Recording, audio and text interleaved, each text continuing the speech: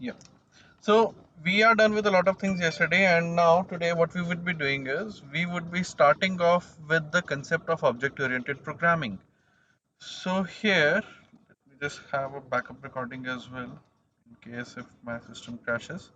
We should have a backup recording. Now, so what about concepts of object-oriented programming? What we are going to do here, and how would we be able to work with these? See, the thing is that whenever we need to deal with Selenium, we have to deal with objects. Question comes up, what is object and how would we be able to deal with it, right? So let's get a basic example here. First of all, what we would be doing is we would be creating a new package for today's. So here, right click, and here new and package, and here in the new package, what would be the, say, package name? It should be day02, right? So this is done, a new package name is created. Now what we would be doing is we would be simply going off with it, and we would be adding up some classes inside it, right? So here new Java class, and here what we would be doing is we would be specifying a name, what name we would want to have. Say I'll just name this as basics, right? Now the thing is that inside basics what we would be having is we would be having a, say, variable, right? So say for that let's just have a main method first, and let's get suggestions as well. So control space is required, and here we've got a suggestion. Now the thing is that here we have, say, some variable, for example, say integer, say a, and it is just a variable here, right? I'm not allocating any value here. Now the thing is that here we will be having another variable, say int b, and I can have access to these things. I can say I can allocate values to these variables. I can say I can get values from these variables as well. For example, a equals to 10, and say b equals to, say, 20, right? And here what I can do is I can print these values as well. So s out, and here say let's print out something. A is having value, say a, right? So it will be carrying some value. Let's just run this. Control Shift F10 is a shortcut that you can use to run the code, and here you can see that it will be running the code in a moment. And here once it runs we will be able to see output. A is having a value 10, right? Now the thing is that what if I want to make a change, right? I can make a change as well. So here a equals to, say, 20. Now if I print out a, it will be having a value 20, right? So here if I run this, you can see that I'm getting a value 20. Now the thing is that the value is getting updated, and suppose I want the variable a to store different values at different times, but I want it to retain those values as well. So suppose, say, I want to deal with some particular class, then what would be done here, right? Say here I would be in trouble because the variable is local and I won't be able to deal with it. Now what we can do here is we can simply create a class, and we can create its object, and we can make use of it. This way we can have multiple instances of variable a. Question comes up, how would we be able to have that? Now that is simple.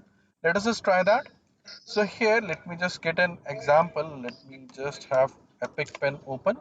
Abhishek, one question. I'm Yeah. not sure if it's just with me. I see the screen is frozen and voice is breaking a bit. I just Voice want is to understand if it is just me or everybody has the same problem. No, it's the same issue. Yes. Same issue? Guys, just give me a moment. So here, the thing is we have some variables, but the thing is that we are not able to have multiple values stored with different instances, right? Now, what we can do is we can create a class. For example, there is a class car, right? And car has some specific number of wheels, right? So we have wheels, we have name, just a second. Name, and what we have is we have say a number of wheels, right? And we have price. So we have these three things, and we would just want to store different information, right? So question comes up, how would we be able to store this information and how would we be able to deal with this information, right? Now suppose the class name is car, right? So let's create a new class car. Here, right click, new Java class. I'll name this as car. Now car class is having only three things. That is the three variables that we need. That is say string type variable for storing the car name. So name. Next thing, it has the variable which has the say type is integer. It is price. Right? I'm just going with the round values.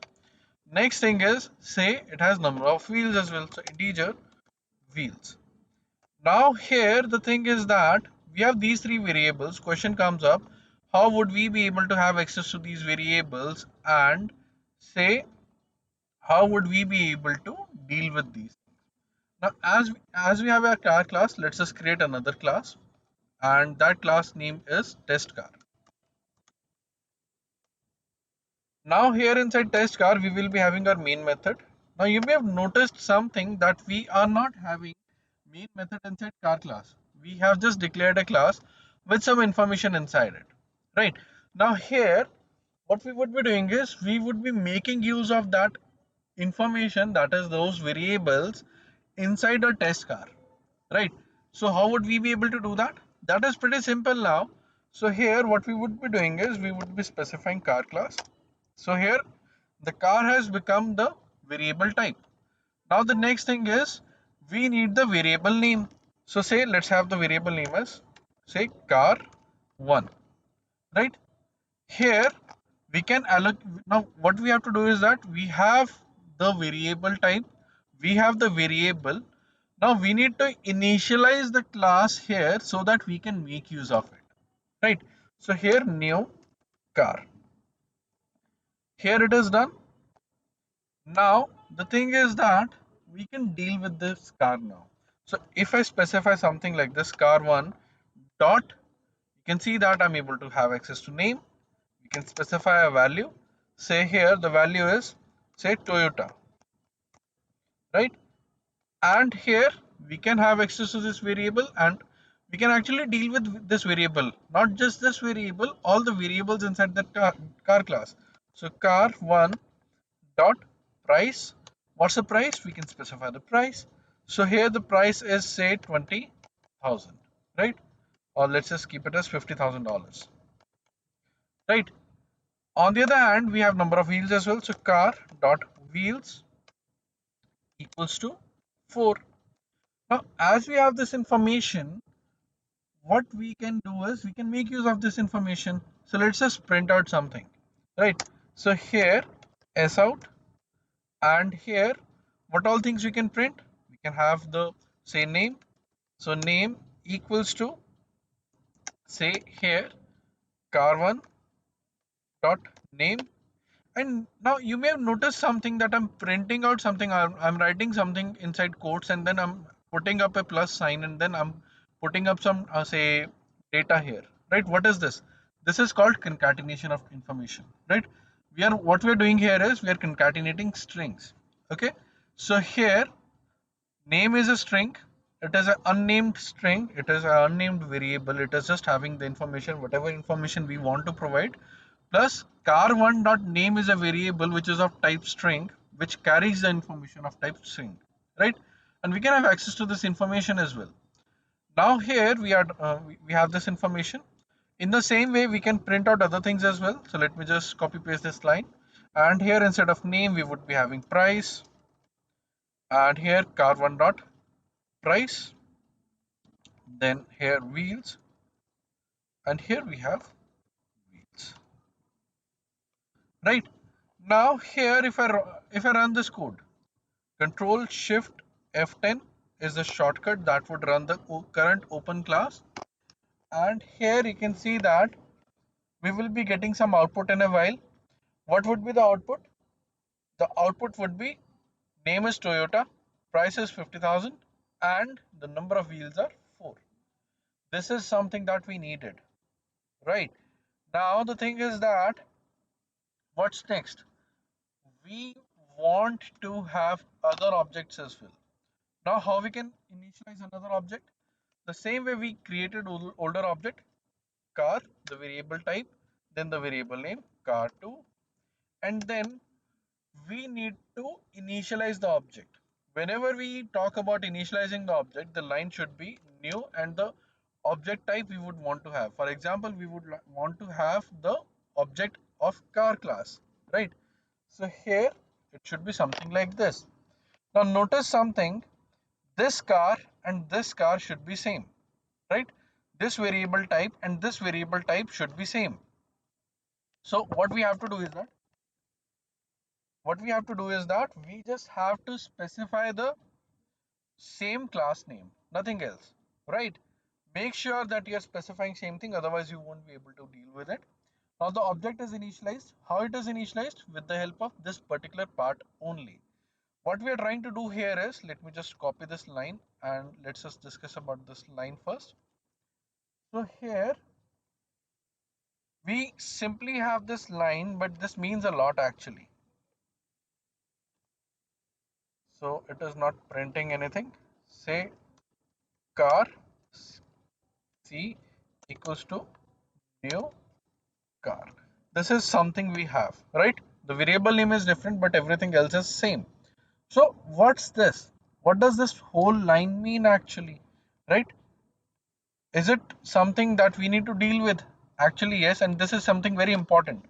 So here the thing is that this particular part is creating a reference variable where we can store the information. What kind of information we can store? We can store the information of this, say, of type car, right?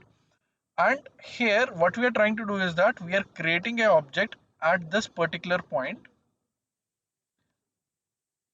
Say here we are trying to create an object and we are allocating that object to the variable C so that we can have access to the things initialized by this object, right? Now what happens is that we have the car class. So we have this car class which has three things, say name, price, and say wheels. Now the thing is that, okay, we have this information, but whenever we need to deal with this information, what we need to do is that we just need to create a new object. Now here, whenever we talk about creating an object, what we do is that we write new car for the object of the car class. Now what happens is that it allocates memory. Right now, none of the memory is being used for this particular portion. But whenever we initialize this car class, the memory is being allocated and say memory slots are being provided to this. So what memory is being allocated? For example, name is a string, so it may be taking up to 8 MB. This is just a reference. Do not get deep into it. I'm just giving a reference here, right? Say price is an integer and we may have information of around say 2 MB and wheels is having information of 2 MB again, right? A total of 12 MB here, right? Now whenever we initialize the car class, 12 MB gets allocated, right? So if I write new car 3 times, what would happen is that it will be utilizing 12 MB of space every time. So if I've written new car 3 times, right, 12 MB would be utilized 3 times and the total utilization would be of 36 MBs. So every time you initialize the class, that memory block will be utilized. What's the benefit here?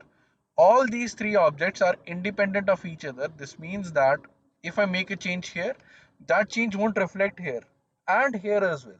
So let's just play around with it. Now coming back to this, coming back to the code, we have car2. Let's deal with car2 now. So car2 dot name. What's the name here? So here let's have the name as Suzuki.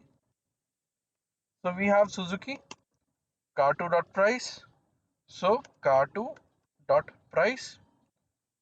Now here the price is say 40,000.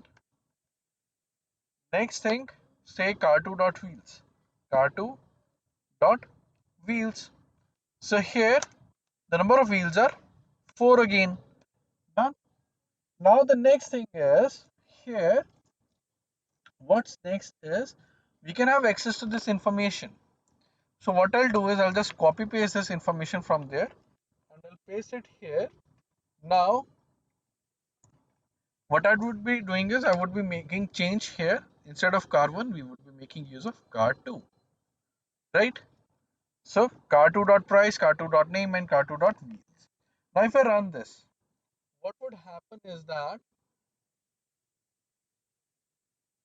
it would be printing up a separate information, a complete separate information, and you can see that here Toyota price is 50,000, number of wheels are 4. Suzuki 40,000, number of wheels are 4. The information that we specified. Now even if I print this out, right, it will be printing the information for car1 only, right? Let's just have a variable here, say a line here s out, and let's just print a demarcation line. So here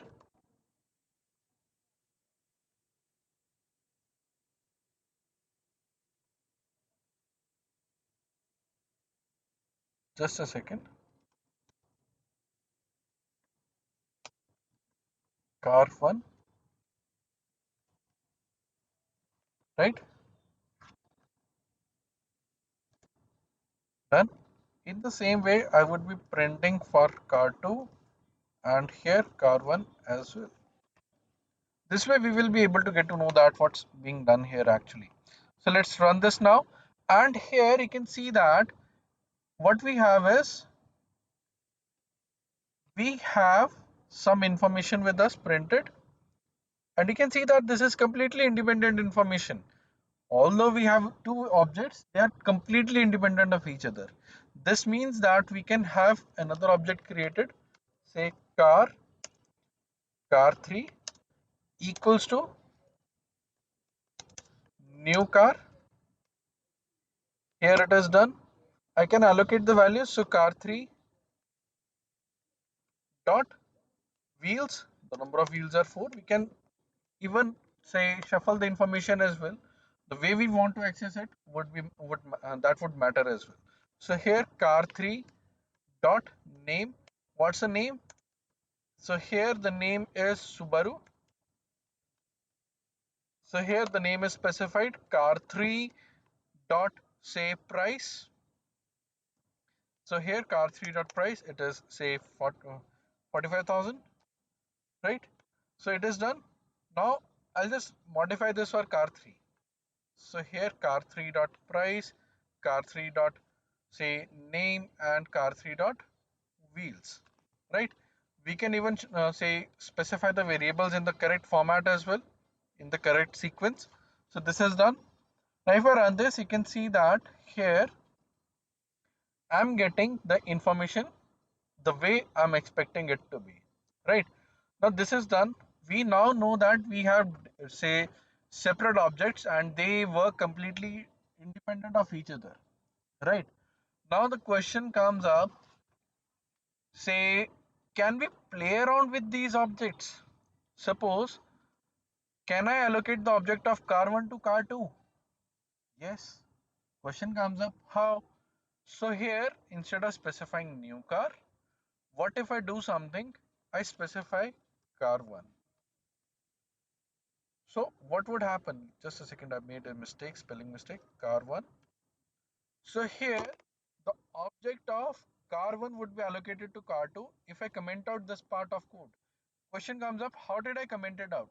Right, highlight the code, hit control forward slash, and it will comment out that highlighted code.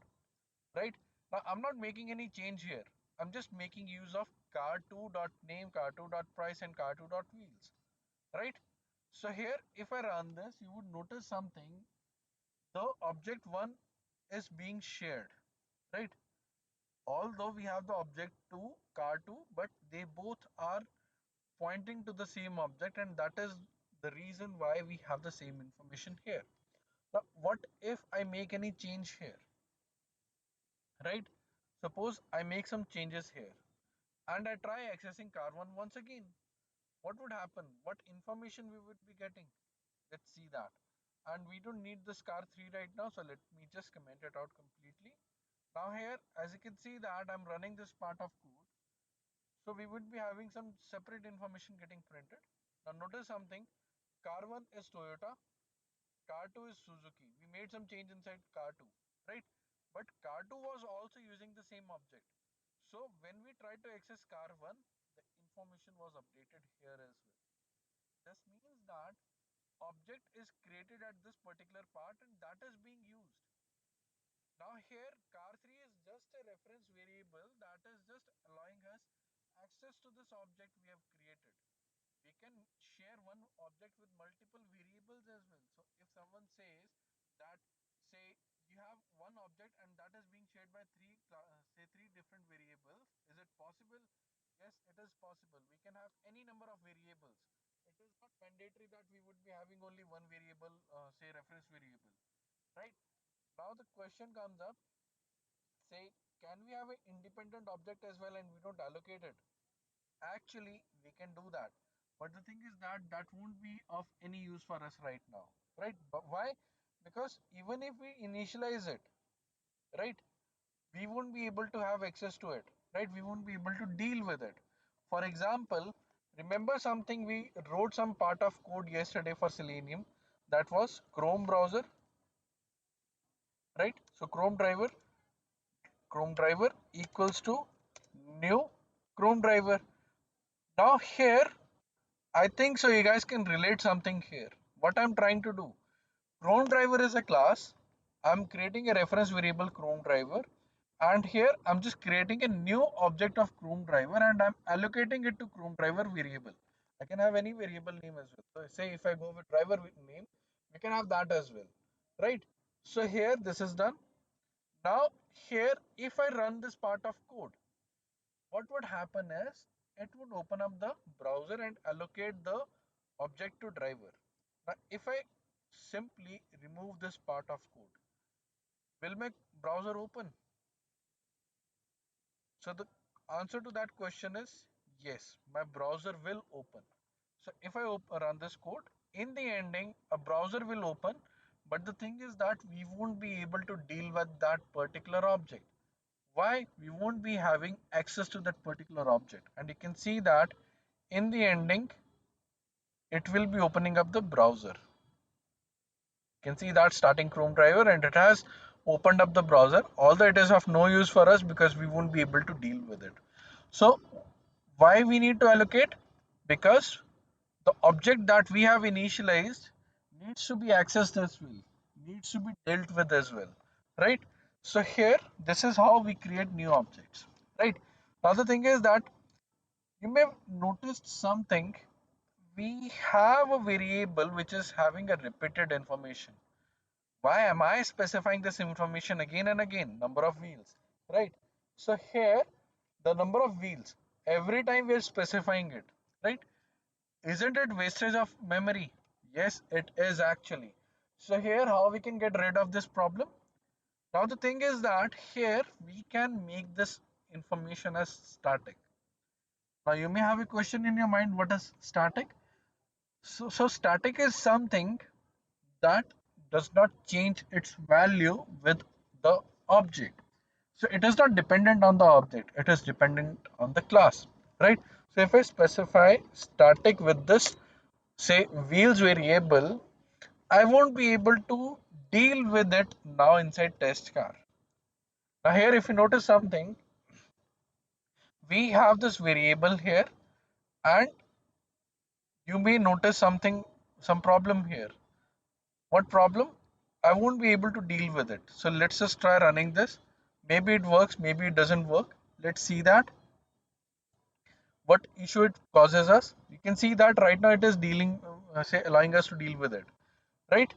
But the thing is that here if I hit here, you can see that it will be highlighting some problems. All problems. Here you can see that car.wheels should be accessed via, say, instance reference directly. We are actually making use of object here. This should not be the case. So here, if I specify car.wheels, actually I would be able to deal with it. And here I can access car.wheels, right? I can comment out this particular part. I can make access to car.wheels directly, and here car.wheels as well. Anywhere else? Here as well, although I'm not able to say I'm not accessing this thing, but still we can have this stored here as well. Now here let's just run this code, and here you can see that now the code will be executing, and here you can see the number of wheels getting printed. What's the benefit now? The benefit is very clear. We are not, say, wasting memory. What memory we are saving then? Remember something? We we had a word about this. We discussed about number of wheels as having 2 MB memory. Uh, at least 4 MB memory would be saved. Why? Because now this memory is not allocated with the object. It is allocated with the class itself. So here we would be having this. Now here the thing is that we have this class which has the memory allocated to it directly.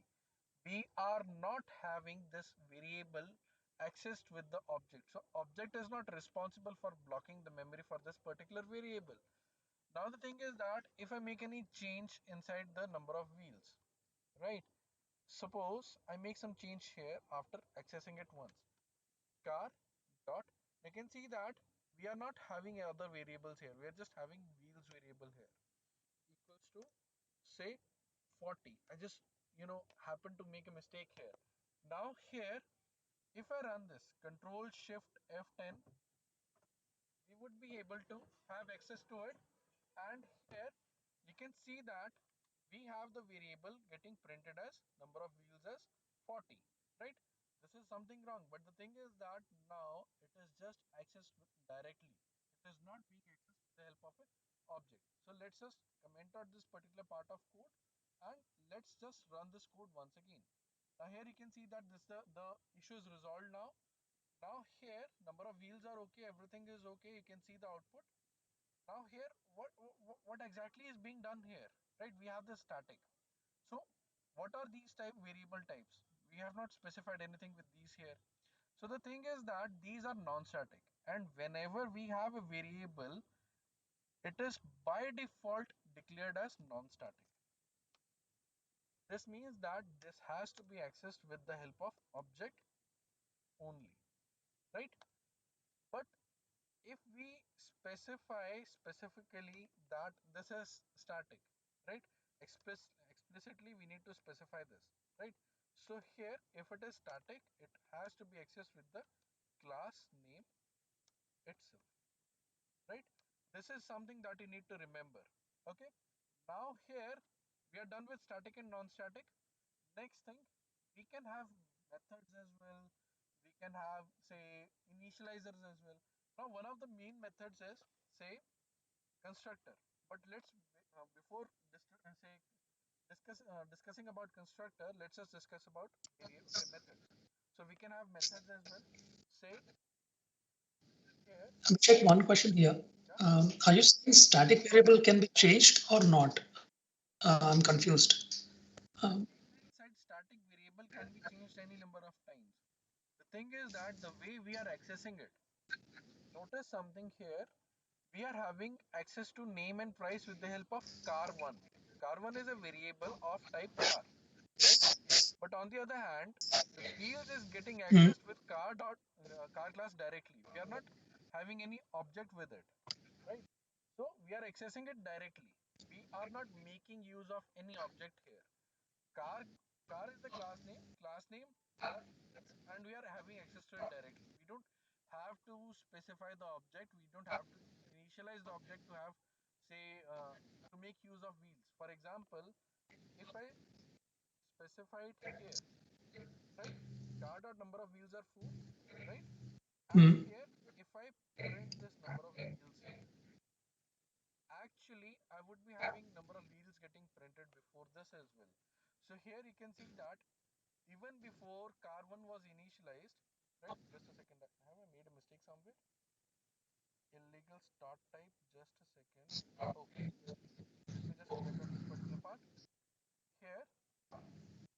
So here you can see that here now it will be printing it, and just a second. So as you can see the output, number of wheels are 4 already, right? Number of wheels are completely independent of the objects we are creating, right? This means that Hmm. we are having access to wheels directly. We don't have to deal with the objects. We don't have to initialize the object before we deal with the variable, right? So any variable which has been declared as static can be accessed directly, right? Now here let's just have a variable, sorry, a function. So here say what is the type of the access type of this function, whether it is public or private. We'll discuss about public and private in the later lectures. Let's just have it declared as public. Anything we declare directly is public actually. So here we can explicitly specify public as well. Now what is the return type of the function? Whenever we have a function, it may need to return the data. For example, we ask someone to provide some information. For example, I'm Abhishek and I ask person A to provide me some information, right? So that information will be provided to me in what form? The way that say person wants to. For example, I want the information in the form of a string. So here we have to specify string. But what if I'm just asking someone to do something and I'm not expecting any information back? In that case, here, here what we would be doing is we would be specifying that here we don't want any information, just specify void, right? And here it will be working for us. It won't be say providing any information back to us, right? So here public void and the function name say welcome user, right? So here welcome user is a function which is not accepting any information, and here we can print the information here as well. For example, say s out. Here what we would be doing is we would be printing something like welcome, say the brand name. So here name plus say user, right? So what it would be printing is it would be printing something like welcome Toyota user for class 1. For car 2 it would be say welcome Suzuki user, and for car 3 it would be something like welcome Subaru user, right? Let's just test that. So here we have the number of wheels. Let me just comment this part out, right? Now here the object is initialized. What we need to do is that we just need to call that method. How we can call that?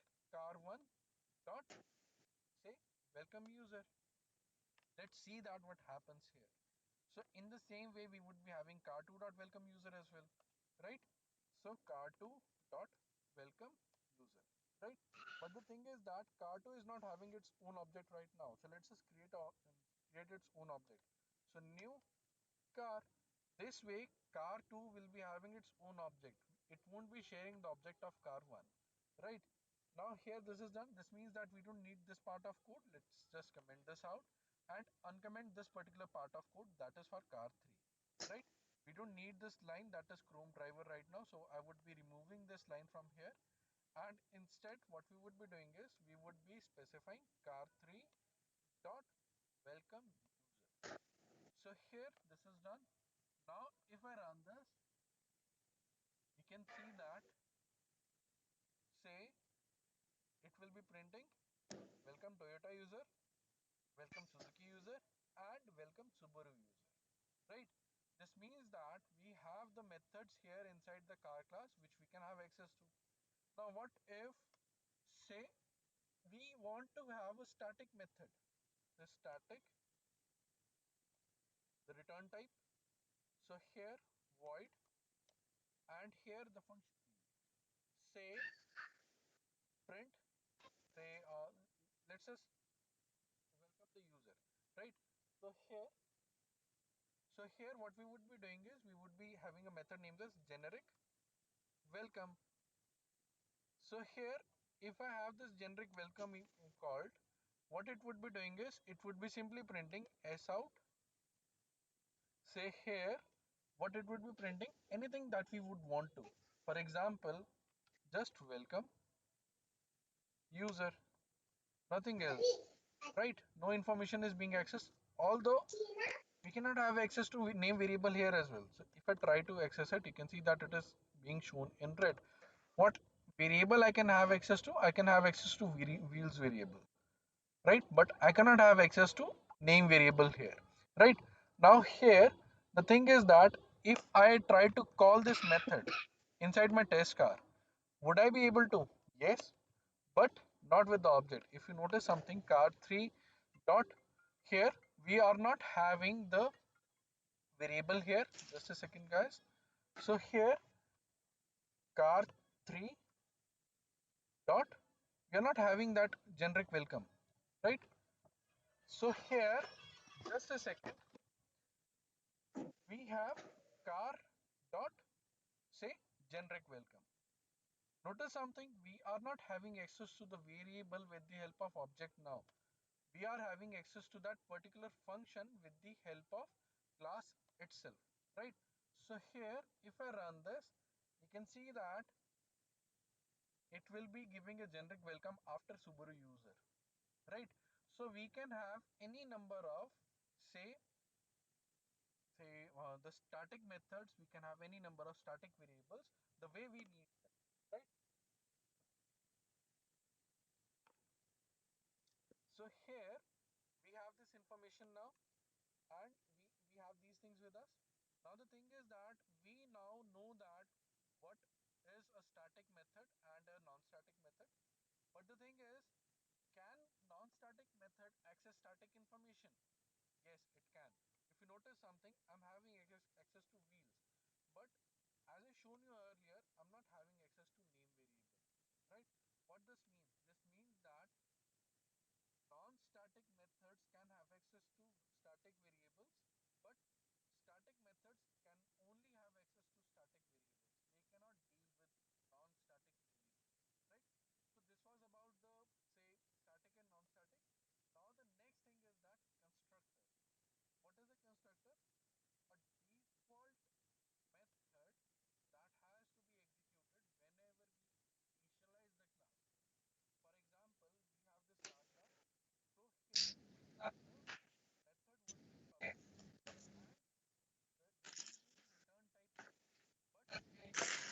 Having one quick question.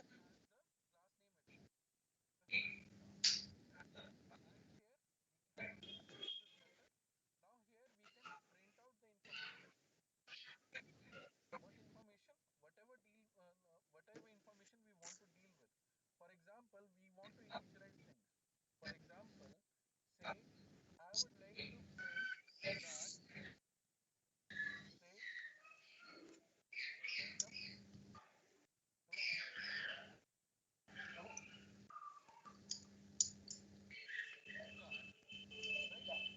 So here, Arvind, I have one question regarding static and public. okay, Sorry, static and non-static. Does the rule that non-static methods using static variable also apply to methods? That a non-static method can call a static method and vice versa? see the thing is that okay, let me just show you. See here, generic welcome can be called here, right? But if I try calling welcome user,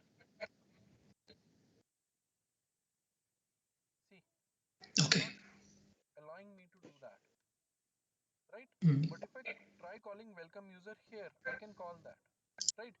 This means that anything that is declared as static can be accessed inside non-static, but anything that is non-static cannot be accessed inside static method in any way. Okay, Understood. Thank you. I know you are getting confused.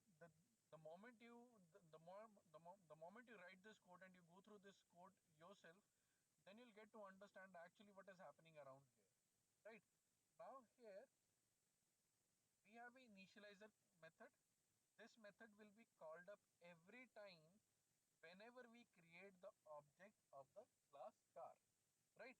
And here what's the thing is, we have this information here, right? And here, if you notice something, now if I run this code, right? Let's just run this code. Now you would notice something that the default method is car, right? So it will be called up every time. You can see that here. Welcome to your car, welcome to your car, welcome to your car, right? Every time it is printing, welcome to your car, right?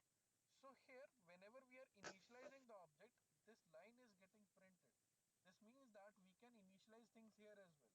I can allocate the default values as well, whatever say values I would want to allocate. For example, I would like to specify the name here. So here name can have default value, say default, right? So here what what is there? We have this variable with having default value. Now in case if I miss out initializing the name here, right? For example, for car 2, I I accidentally miss out the information here. Now here if you notice something, it will be printing out the default value. This means that constructor can be used to specify the values, whatever value you would want to have. For example, you can see that the name is default now, right? Now here this means that we can initialize things. Now, can we have multiple constructors as well? Yes, we can have multiple constructors. So here we can have actually any number of constructors we would want to have. All we need to do is that we just need to overload them. What does that mean? This means that we just need to specify different number of arguments. So this means that our methods can receive information as well. For example, I would like to receive string name, right? Now this name is independent of this name, right? Now to have access to this name variable, what needs to be done is I just need to specify something, that is, say this. This means that the car class dot name should be having value name, right? So here this means that the name we are receiving here will be allocated to the variable name of this particular class, that is this variable, right? Now here if I come back and if I specify something like this, say if I specify Suzuki, right? Now if you notice something, it will be working here and now it will be printing information for us, right? What information for us? The information that we have specified, right? You can see that it is printing Suzuki, right? Now here we have these things. Now if you remember something, I told you that objects are completely independent. Now what if I do something, if I initialize 10 objects, is it possible? Let us just do one thing. Let's comment out the whole code. Nothing is there. If you notice something, I'm executing this code, it will be printing nothing here, as everything is commented out, right? Now let's do one thing. Let's just print out something. Let's just write something here. New car, right? And here, if we do something like this, if you notice something now, I'm just repeating these lines of code 10 times, right? Or I'm not aware of how many times I've printed it, right? I've written this line of code. Now you can notice that the object will be created and every time new car is being written, right? You can see that it will be printing welcome to your new car, right? Now here, if I specify something like this, right? Welcome, say, let's concatenate some information here. So here name and then user, right? So we can have concatenated information here. So here this is done. Now if I run this and if I specify anything randomly here, for example, say here I specify food, right? So here randomly it will be printing food, but the thing is that in that case it will not be printing welcome to your car, right? Now just to cross check that, let's do one thing. Let's comment out this part of code and this part of code as well, so that you guys get to understand that what's being done here actually. So you can see that at one line default constructor is being called off and at another line the parameterized constructor is being called off, right?